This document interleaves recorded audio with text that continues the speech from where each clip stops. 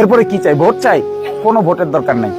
আপনারা আমার ভোট দিবেন, আমার মনে হয় আপনাদের সামনে জোর জবরদস্তি করে ভোট আদায় করাও আমার কাজ না।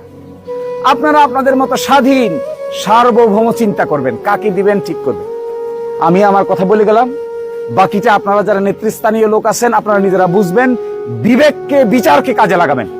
বিবেক বিচার যদি বলে আমি যা বলেছি এটা সঠিক, তাহলে আমাদের জন্য কাজ করবেন। আর যদি বিবেক বিচার বলে আমি যা বলছি আরেকটা লোক তার চাইতে বেশি সঠিক কথা বলছে, বেশি কাজ করছে, আপনার প্রতি বেশি দয়া মায়া মহব্বত দেখাচ্ছে, আপনি তাকেই সাপোর্ট করবেন, তাতেও আমার কোনো আপত্তি নেই।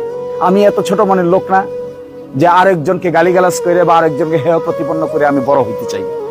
এটা আমার কাজ না, এটা কোনোদিনই আমি হইতে চাইবো না। আমার যদি কোনো ইজ্জত না থাকে, কোনো সম্মানও না থাকে, আরেকজনের ইজ্জতের বিনিময়ে আমার ইজ্জত বাড়ানোর কোনো দরকার আমার নেই।